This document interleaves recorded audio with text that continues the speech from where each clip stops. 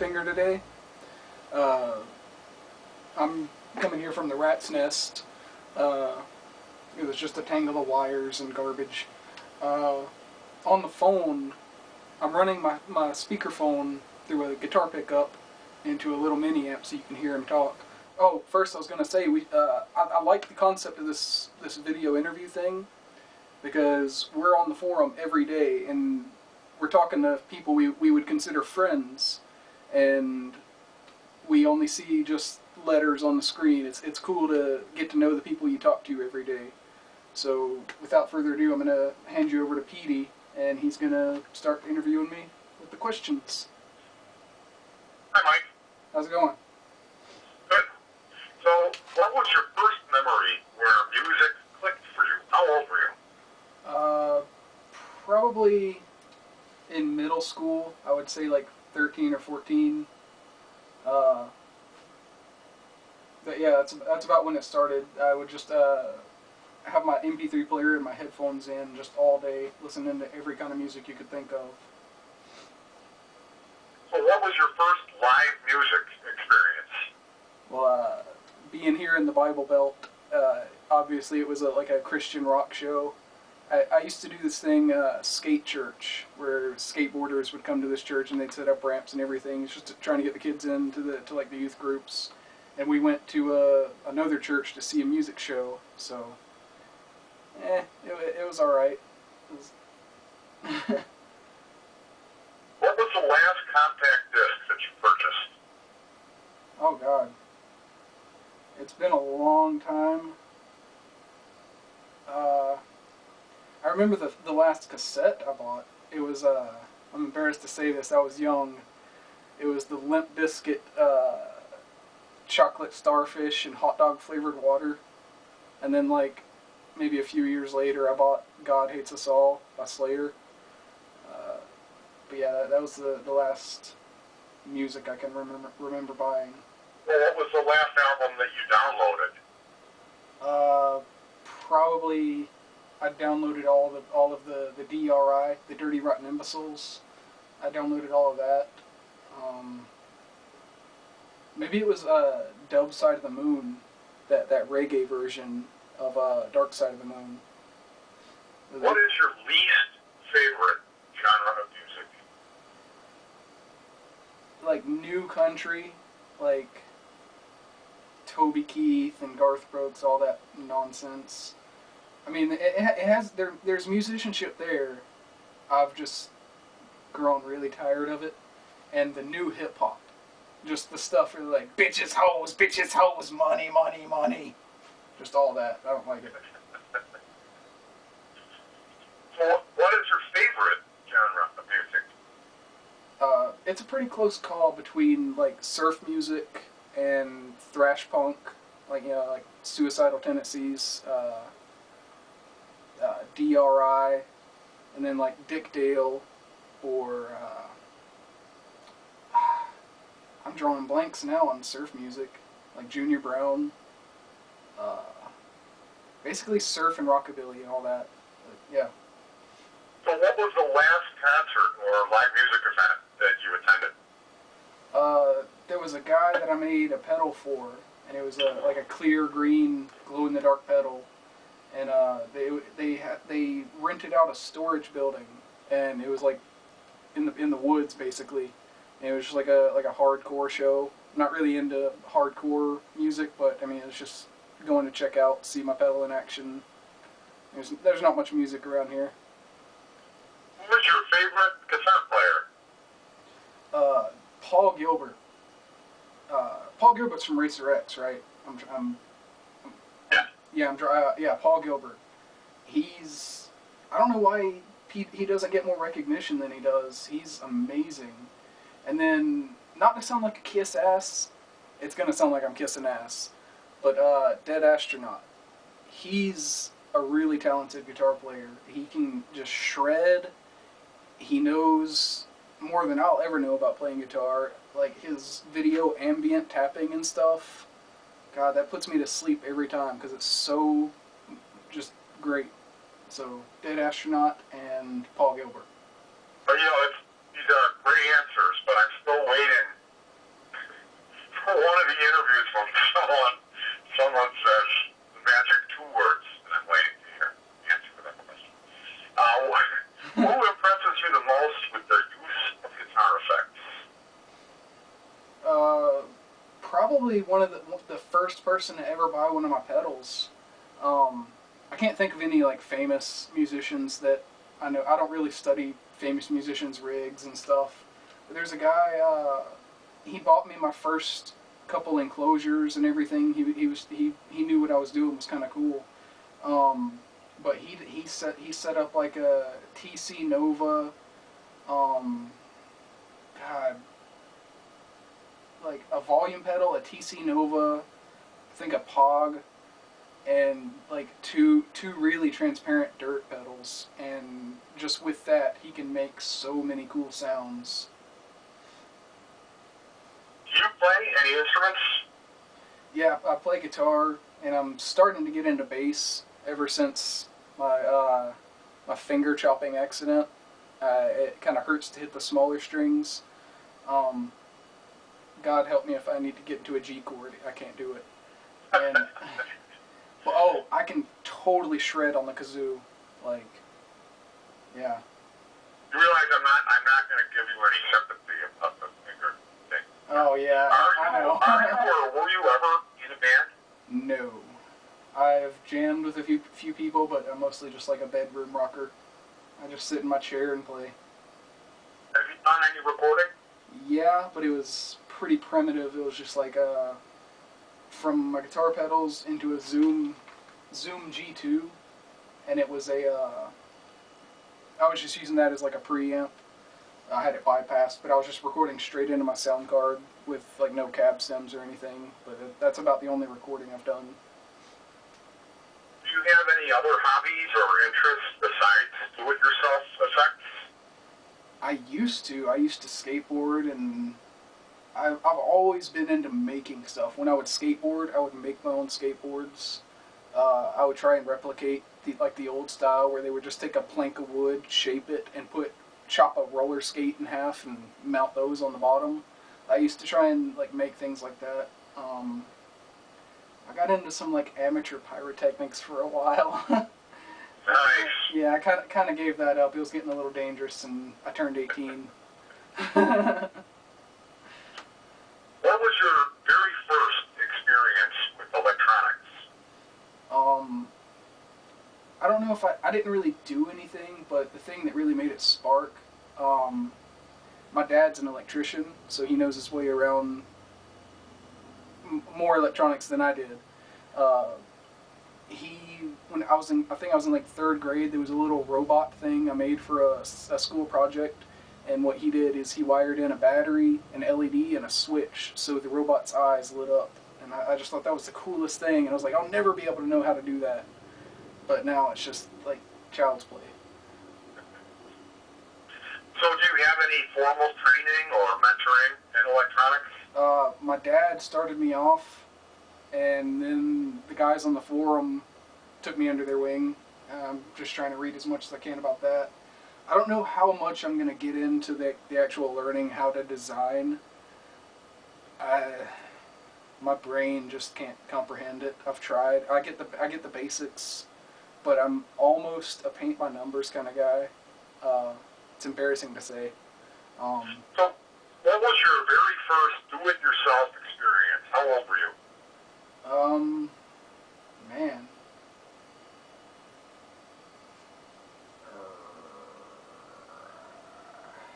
Oh, my first, yeah.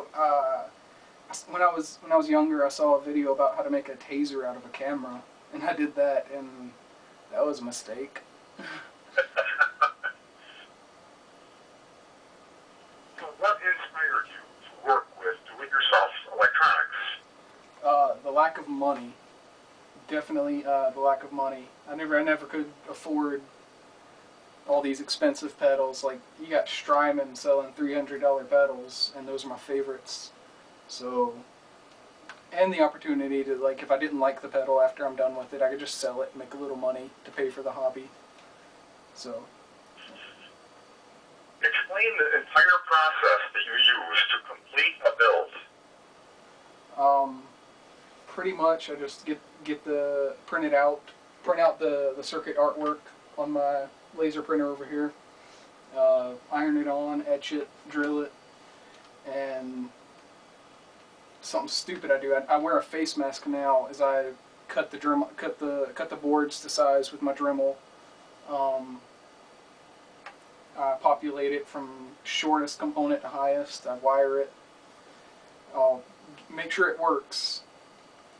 Then I'll fit all the components and jacks and everything, and drill out a box, get it fit in the box, make sure it works there.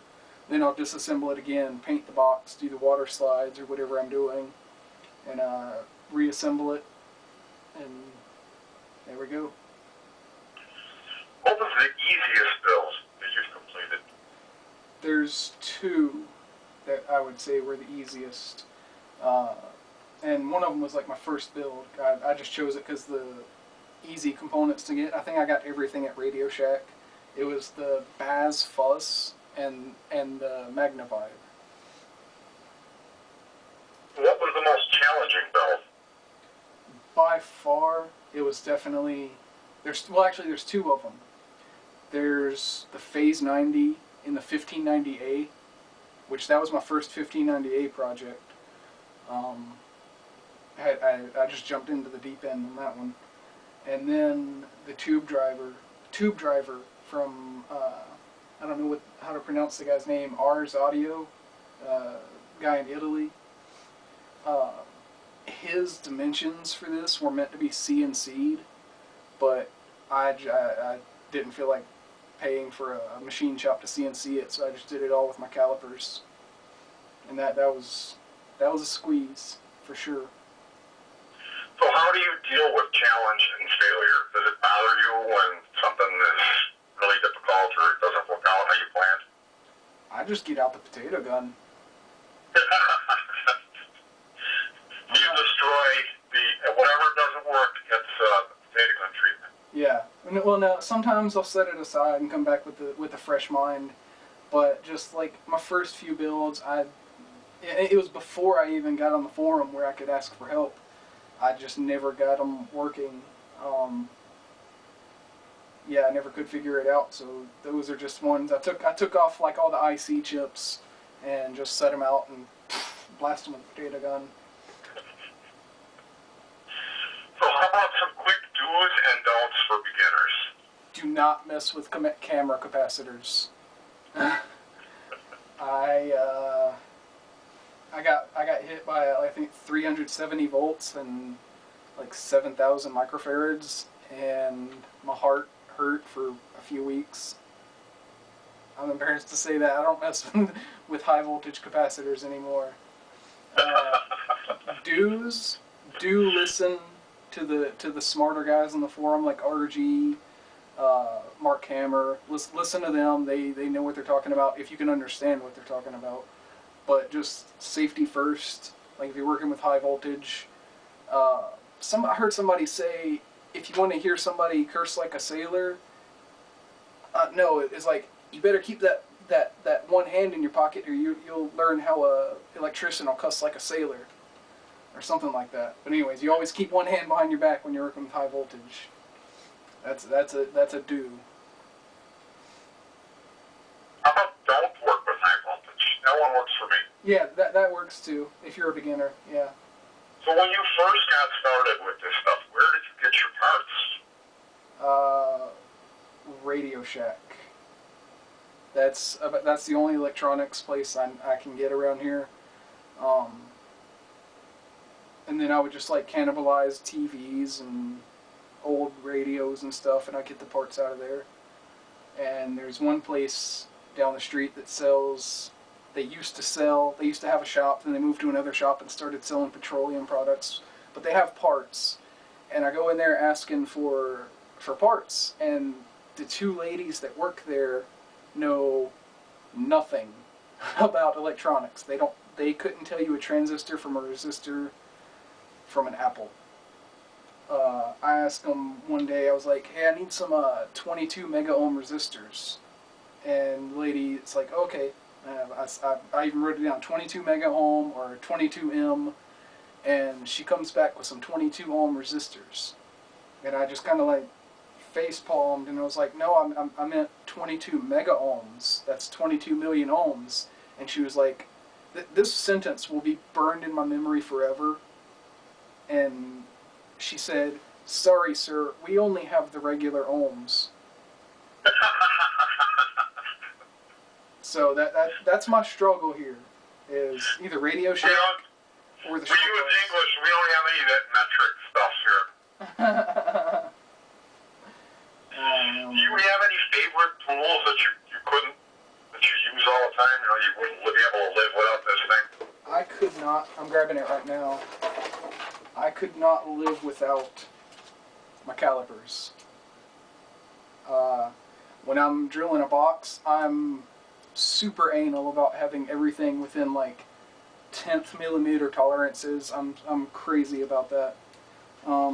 My calipers and obviously my soldering iron. So you use those calipers when you pick up your high voltage camera capacitors? No, you know what I mean, right? Calipers. Yeah. Oh, okay. I wasn't sure you thought you misunderstood. Well, you're talking about a micrometer? Yeah. No, like a measuring thing, calipers. Like percent. Yeah. Are they digital? Yeah. Yeah, that's what I pictured in my head. I've got a brass one that's like, it's got some weird Roman numeral measurements on it. It was like my great-grandfather's. It's a Swedish device. It actually measures with little pictures of fishes. Huh. Anything that you regret buying? Anything I regret buying? Like a tool or a Radio Shack brand soldering iron. It was like 1.5 feet long, and it didn't have any kind of heat sink or heat dissipation, so the whole handle would get hot, and you could only solder for about 5 minutes without it sticking to your hand. Yeah, it's got to be that or anything from Harbor Freight. Well, you know, I heard some of their stuff is good, but I've never ordered from them. I ran into a thing at Radio Shack. I went in for a low wattage iron. Yeah. And the guy goes, "What are you trying to hook up?" And I didn't, you know, I mean, I'm going to use a soldering iron for 10 years. Hopefully, I told him I was attempting to construct a marijuana vaporizer. But the first thing that popped out of my head to just, you know, kind of blow the guy's mind or tell him off. And they refused to sell me the soldering iron. They literally went and stood in front of where the irons were, and I had to leave. It was like it's going to turn into a standoff or something. So, yeah, watch your P's and Q's when you're in the Radio Shack, and if you can, avoid it. Yeah. What do you know now that you wish you would have known then? Again, I'm going to go back to the camera capacitors. I wish I had known that they would hurt me so bad. That or I don't know. I'm a know-it-all, so yeah, just capacitors. Do you have a favorite component or type of component? Anything that makes the pedal work. I don't know. I like 9mm pots. I don't know. I have a thing about those. Really? Where do you get those? Wherever I can. Usually when I cannibalize like old mixer boards and stuff, they might have some in there. I got one right here. But are those the ones that are like sealed in a little plastic box? I've never. Yeah, they're a little plastic box. It's what people use on like the 1590A builds. Hopefully Tata will start selling them. Yep. Do you have a least favorite component? Anything that smokes. Anything that when I put it in, it just starts smoking immediately. That's my least favorite. What is your favorite circuit? Not necessarily like an entire effect. Could be like an element of effects or an effect. What's your favorite circuit? The adjustable sine wave generator that Merlin B. He had an adjustable sine wave generator. I rarely use it for actually like audio probing, but what I will do is run it through a bunch of effects into a mixer and into my amp, and I'll make weird sounds. Like I used it in my Derp Step Made Easy video. What do you eat or snack on while you work? I try not to snack or eat just because the lead. Ding, ding, ding, we got a winner. Yeah. I'll drink something, but I don't ever like touch the rim of the glass or whatever. Just pour it into your throat. Yeah. Do you listen to music while you work? If so, what do you listen to? A lot of ambient. Just like background noise, just ambient droning music. What is your stumbling block? Making layouts. For the life of me, I can't make a layout. I can make something on a breadboard just barely, but like Vero layouts or PCBs, yeah, that's my stumbling block for sure. Do you have a favorite modification for store-bought models or do-it-yourself designs? My Zoom G2. I'll actually show the camera right now.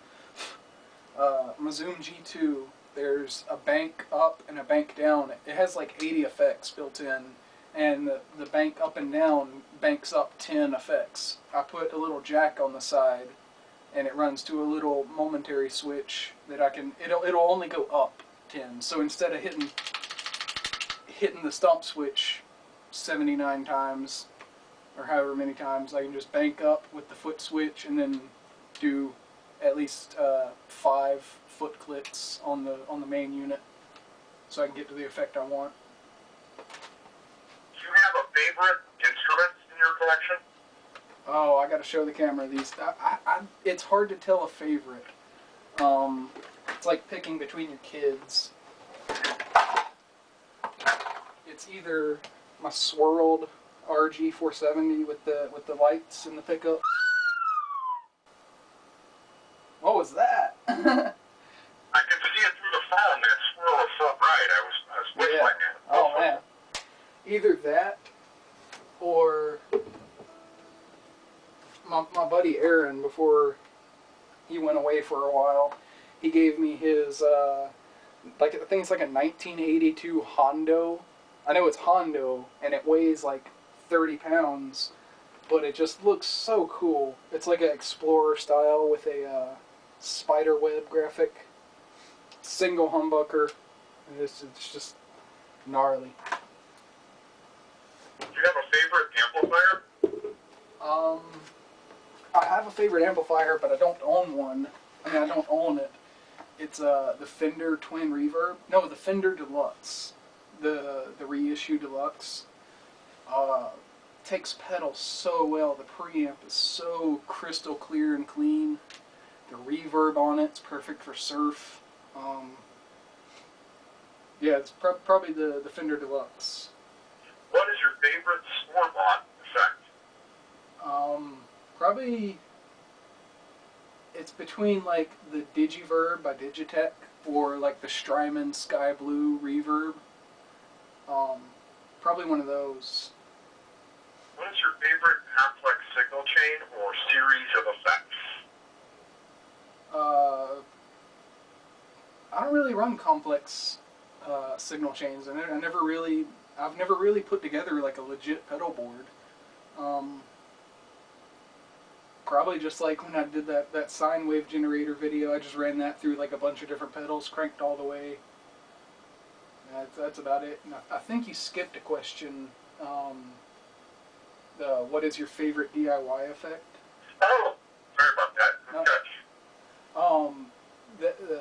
My favorite DIY effect, probably the sea urchin delay, or the little angel chorus. They're like really simple. PT 2399 chips. I have the 1598 Little Angel chorus. Yeah, those are my two favorite. Do you have a favorite manufacturer of pedals? Strymon. For sure, Strymon.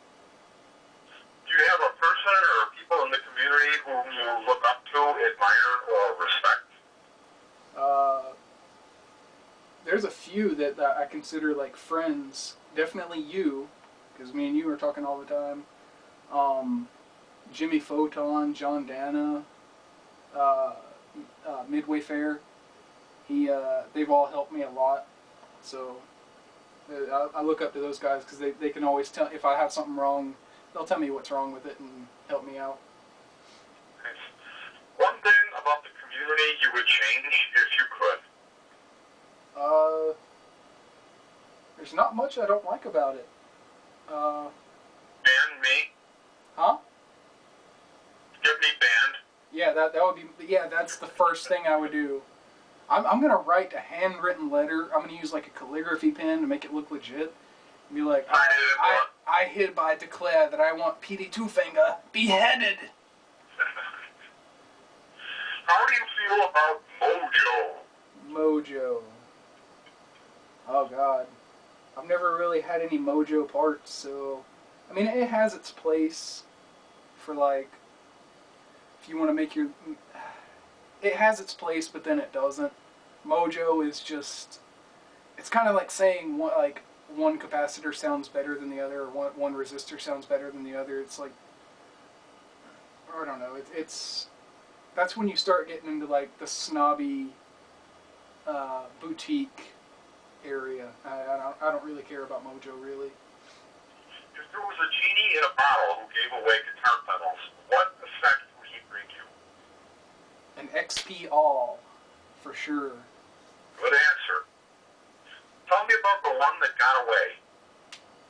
Oh, I was 6 years old and I was at Bible camp.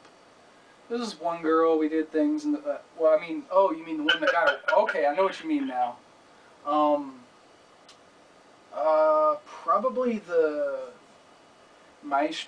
Maestro flanger. No, not the flanger. The Maestro phaser. I spent so much time on that. I used the LM13700 and I got it all put together. It was such tedious soldering, and whenever I fired it up, it's so hissy, and I couldn't figure it out. That one's like weighing heavy on my heart still. What is the project that you are the most proud of? Oh, probably two of my most recent ones, the Surf Dreams tremolo and reverb, or the tube driver, the T driver. I'm really proud of those. So do you have any ambitious projects planned for the future that you'd be willing to speak about on camera? Maybe some kind of like arpeggiator. I saw a lot, I don't know how it's gonna. I don't know if it's gonna work out. It's probably gonna have a lot of ticking, and I'm gonna probably just shoot it with a potato gun in the end. It's basically, I saw there was a really rough drawing of an Atari Punk console with a 555 speed controller and a CD 4049 sequencer. I think it's like a 16-step sequencer, I don't remember how many, but I was thinking about like having like a pitch shifter and running the thing that controls the pitch, the pot that controls the pitch, having like 8 pots and having that sequencer run to each pot, and you can control each pot into which pitch, and it'll step through each pitch when you hit the guitar, when you hit the strings. So hopefully that'll work out. It's going to be in the future though. A step arpeggiator. Interesting. Yes. What do you see for the future of the industry or trends in guitar effect processing? I see dark days ahead. I hate to sound like a downer, but like everything's going to surface mount. Like all these like Fairchild's phasing out a lot of stuff. I think we're all going to be forced, unless we're going to cling on to the through hole for as long as we can. I think we're going to be forced to surface mount. But then again, I'm sure it'll be a long time because there's still a pretty big stockpile of all the stuff we need. You know, it's interesting. I imagine that there would be a percentage of folks who would drop out of the scene simply because of the challenges associated with working with the smaller SMD stuff. Yeah,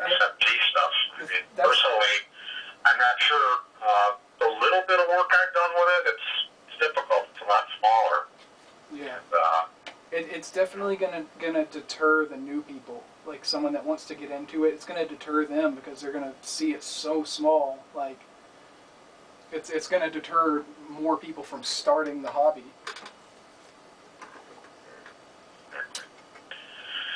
Well, thank you very much for participating. I really enjoyed getting to know you a little more and sharing a little bit of your passion for what you love to do.